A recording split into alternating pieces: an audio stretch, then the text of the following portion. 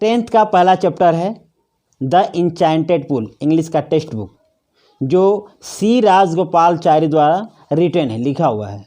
तो इसकी समरी मैं बताता हूँ। द इंचैंटेड पुल का मतलब होता है जादुई तालाब।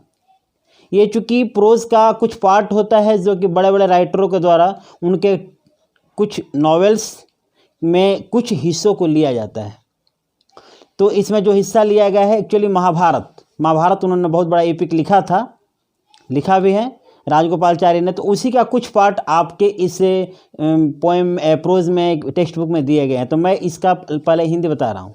ये पूरी कहानी का पूरा जो पार्ट है महाभारत से लिया गया है, और ये कहानी उस समय की बात है जब महाभारत में 5 भाई युधिष्ठिर, अर्जुन, भीम, नकुल, सहदेव, पांचों को जब अज्ञातवास मिला हुआ था। अज्ञातवास मतलब वन में गए थे अज्ञातवास रहने के लिए, अपने अपने जीवन जो है वो छुप के बिता रहे थे ताकि लोग उन्हें पहचान न सके। कहानी थोड़ी लंबी हो जाएगी लेकिन मैं इसको शॉर्टकट में बताऊंगा। तो उस समय ये लोग वन में गए हैं, वैसे अपना घूमते फिरते जैसे जा रहे होते हैं तो अचानक प्यास लगती है एक भाई को, सहदेव को प्यास लगती है। तो बोलते हैं भैया पानी तो इधर, पानी मैं पी के आ रहा होता हूँ, चलिए उधर तालाब मुझे दिखा है, मैं तालाब से होके आता हूँ। अब वो तालाब पे पानी पीने के लिए जैसे जाते हैं, वहाँ जाते हैं, लौट के नहीं आते हैं। फिर नकुल जाते हैं उन्हें सर्च करने के लिए कि अभी तो लौट के नहीं है, वो भी वैसे ही, वो भी नहीं आते हैं। फिर उसके बाद अर्जुन जाते हैं, वो भी लौट के नहीं आते हैं। भीम जाते हैं, वो भी लौट के नहीं आते हैं। अंत में युधिष्ठिर को बड़ी चिंता होती है कि भाई चारों के चारों चले गए अभी तक, और अभी तक ये लोग पानी पी के लौटे नहीं, आखिर बात क्या है। इन्हें भी तो प्यास लगी हुई थी। अब उन लोगों को सर्च करने के लिए, ढूंढने के लिए भी निकल जाते हैं। जैसे निकलते हैं, निकलते एक तालाब के पास पहुंचते हैं तो वहाँ देखते हैं कि चारों बेहोश पड़े हुए हैं। चारों जब बेहोश पड़े हुए हैं, अब इनका दिमाग मैंने अनकॉन्शियस हो गया कि अब क्या करें भाई।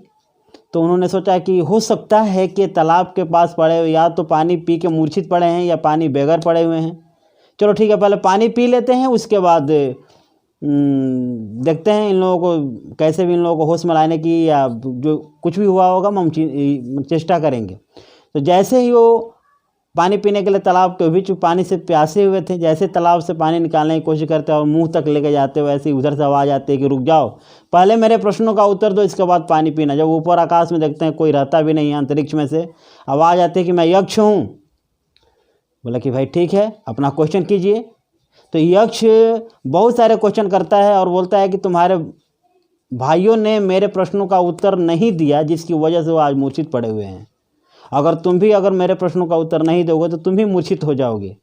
युधिष्ठिर ने कहा कि ठीक है भाई, आपका जो भी क्वेश्चन आप हमें दीजिए, करिए, मैं आपका आंसर बताऊंगा। और वो बारी बारी क्वेश्चन करते चले जाते हैं और ये उन्होंने आंसर देते हुए चले जाते हैं। आंसर देने के बाद अंत में इनके प्रश्न उत्तर से खुश होकर के यक्ष जो होते हैं, चूँकि धर्मराज का ही रूप होता है, खड़े हो जाते हैं और बोलते हैं कि बोलो क्या चाहते हो। बोलते हैं अब क्या चाहिए मुझे, सभी भाइयों को पुनर्जीवित कर लेते हैं। कहानी का मतलब यही है, सारांश है। मैं टू द पॉइंट आप लोगों को इस वीडियो के माध्यम से बताऊंगा।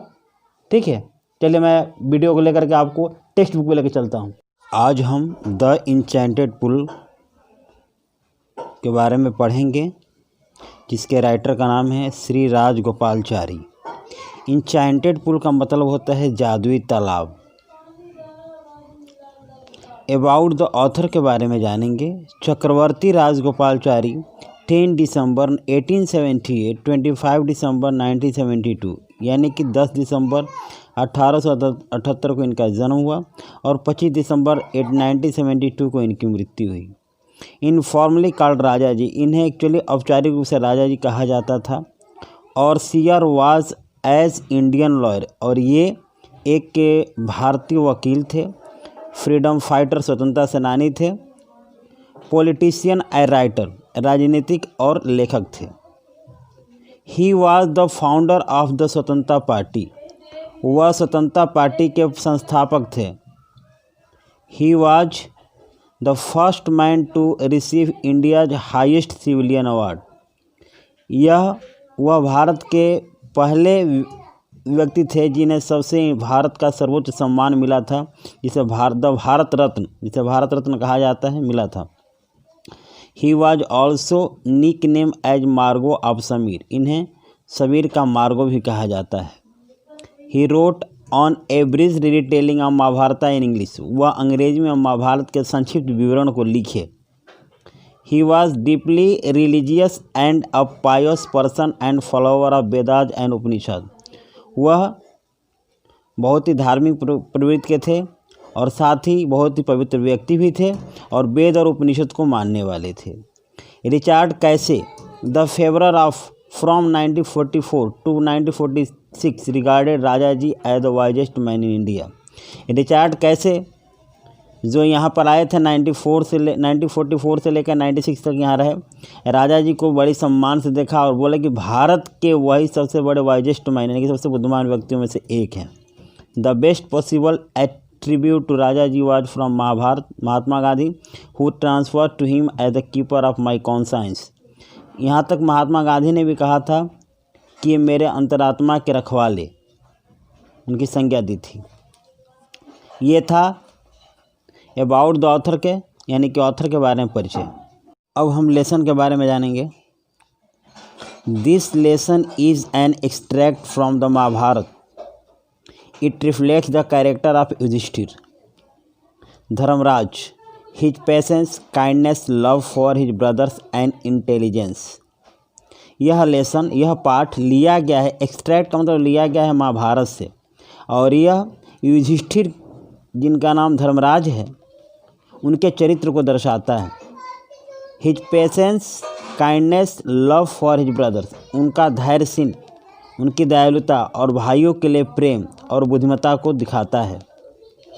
ही pleases a Yaksha giving satisfactory answer to his question, वह जो होते हैं उन्होंने यक्ष को खुश कर दिया उसके हर क्वेश्चन को सेटिस्फैक्ट्री आंसर देकर, संतुष्टपूर्ण आंसर देकर के।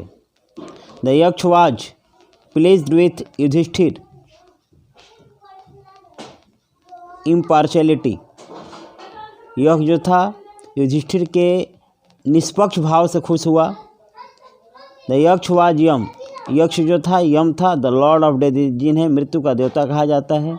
Who had taken the form of Yaksha, जो यक्ष का रूप लिया था, to see Yudhishthira test his knowledge, जो युधिष्ठिर के नॉलेज को टेस्ट करने के लिए उन्होंने यक्ष का रूप लिया था। Being satisfied with his answer he blessed him and disappeared, उनके आंसर से पूरी तरह से सेटिस्फाई होकर के उन्होंने उन्हें आशीर्वाद दिया और डिसअपीयर्ड और गायब हो गए। Yudhishthira waited for his brothers in anxiety and thirst, Yudhishthira ने अपने भाइयों का इंतज़ार बड़ी चिंता और प्यास के साथ किया। Can they have been subject to curse और still they wandering about in the forest in search of water, क्या वे किसी श्राप के वशीभूत हो गए हैं या वे अभी भी जंगल में इन सर्च ऑफ वाटर, पानी की तलाश में वांडरिंग कर रहे हैं, घूम रहे हैं। कैन दे हैव फेंडेड और डाइड ऑफ थर्स्ट, क्या वे बेहोश हो गए या प्यास से मर गए। Unable to bear these thoughts, इन विचारों को न सहते हुए।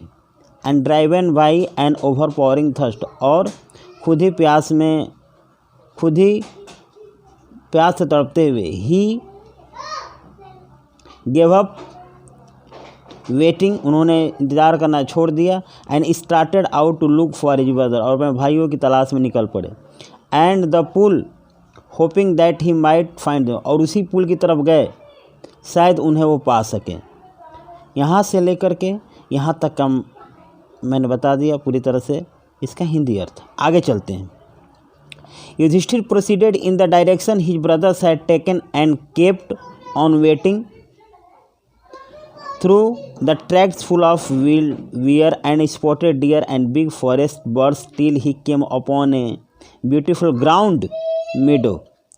युधिष्ठिर उसी की तरफ चलना शुरू कर दिए जिधर से उधर भाई उनके गए थे, और हमेशा चलते गए। चूँकि जंगली चितकबरे, हिरन सब उसी रास्ते से, उस जंगल से उसी रास्ते पर चलते चले गए और वहाँ पहुँचे जहाँ एक बहुत सुंदर सा चरागाह था जिसके नज़दीक में एक स्वच्छ पानी का तालाब था। But when he saw his brothers, लेकिन जब उन्होंने अपने भाई को देखा, लाइंग देयर, वहाँ पड़े हुए, लाइक फ्लैग पोल्स, एक ध्वज स्तंभ की तरह, अनेबल टू स्ट्रेंथ, अपने दुख को नहीं सह सके। ही lifted his voice and kept, वह अपनी ज़ोर ज़ोर से आवाज़ों में रोना शुरू कर दिए। यहाँ से लेकर युधिष्ठिर से लेकर के वेब तक का मतलब समझ ही गए होंगे। आगे चलते हैं। He touch the faces of Bhima and Arjun, वो अर्जुन और भीम के फेस को, चेहरे को टच किए, स्पर्श किए। एज दे सो स्टिल, ऐसे जैसे लग रहा था वो लेटे हुए हैं। साइलेंट एंड मॉर्न, अफसोस की तरह। Was to be the end of our, क्या यही हमारे जो तुम लोगों ने वादा किया था, यही वादा का यहीं पे अंत होगा। Just when our exile is about to, जब हम लोग हमारा वनवास खत्म होने वाला है, यू हैव टेकन अवे, तुम लोग चले गए। God have forsaken me my friend, भगवान ने मेरे लिए इसे छोड़ दिया, इस दुर्भाग्य को मैं देखूं। ये अफसोस वाली लाइन है जहाँ बताया गया है। As he looked at their mighty limbs now so helpless, जब उन्होंने देखा, कौन, युधिष्ठिर ने जब उनके माइटी लिम्स, बड़े शक्तिशाली अंगों को देखा, जो नाउ सो हेल्पलेसली, जब जो अब असहाय थे। ही सैडली वेंडर्ड, उन्होंने दुखी रूप से वंडर्ड का आश्चर्य किया। Who could have been powerful enough to kill them, किसके पास इतनी शक्ति होगी जो इन्हें मार सकेगा। Then he too descended in the pool, तब वो पुल की तरफ उतरे, तालाब में उतरे। Drawn to the water by an overpowering thirst, उन्हें भी जोर से प्यास लगी हुई थी। At once the voice without form warned, तुरंत ही एक आवाज़ जिसका कोई आकार नहीं था चेतावनी दी। ऐसे लेकर के वांट तक की। आगे, your brothers died because they did not heed my words, तुम्हारे भाई इसलिए मरे क्योंकि उन लोगों ने मेरे शब्दों का ध्यान नहीं दिया।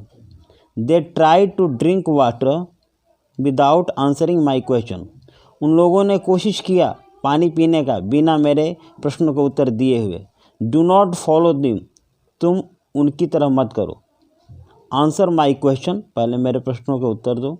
First and then you can quench your thirst, तब तुम बुझा सकते हो अपनी प्यास को।